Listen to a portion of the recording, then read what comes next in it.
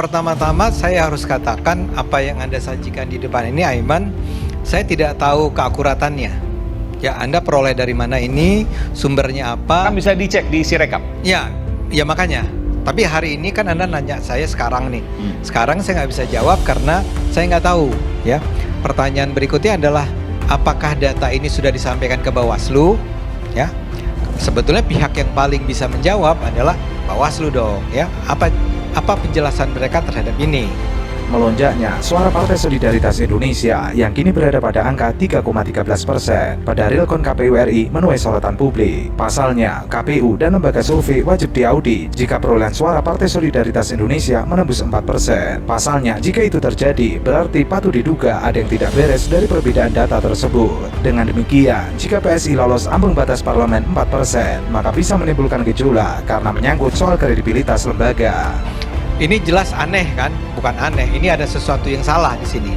Tapi kemudian adalah pertanyaan berikutnya, berapa banyak hal ini ditemukan di keseluruhan proses pemilu saat ini?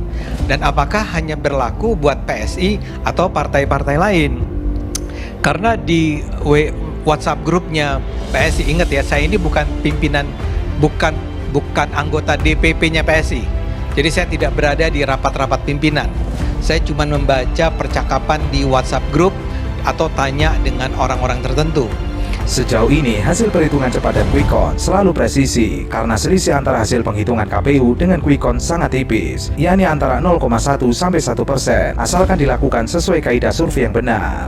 Jika merujuk data quick count dari sejumlah lembaga survei, PSI diprediksi tidak lolos parlemen karena perolehan suaranya berada di kisaran 2,6 sampai 2,8%, sementara margin of error 1% dengan sampel 3.000 TPS. Terjadinya lonjakan suara PSI memang belum menembus angka 4%. Sejauh ini, berdasarkan data Sirekap, suara PSI menyentuh 2.403.086 alias 3,13% dari 65,80% suara yang masuk ke KPU. Jika data sudah masuk 65% ke atas, pola volatilitasnya tidak sedrastis suara PSI. Oleh karena itu wajar apabila banyak pihak mempertanyakan lonjakan suara PSI. Meskipun hal itu bisa dijelaskan terjadi karena ada kumulatif masuknya suara dari TPS yang menjadi basis pendukung PSI ke dalam tabulasi Sirekap. Nah, kalau PSI justru dari pimpinan-pimpinan atau anggota DPP PSI yang saya dengar justru adalah hal yang sebaliknya.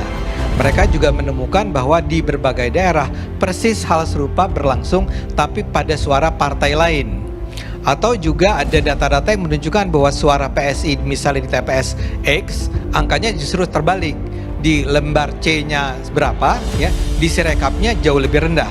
Sementara itu, dugaan lonjakan suara PSI terjadi di TPS 04, Kelurahan Bulakan, Kecamatan Cibeber, Kota Cilegon, Banten. Dari sebelumnya hanya 1 suara, berubah menjadi 69 suara. Perolehan suara itu didapati pada calon anggota legislatif atau caleg DPR RI dari PSI bernama Paulus M. Pangau. Tapi kan kelihatan, kalau di Sirekap lebih rendah, agregatnya keseluruhannya lebih tinggi kok, naik Kayak ini 203.000 suara.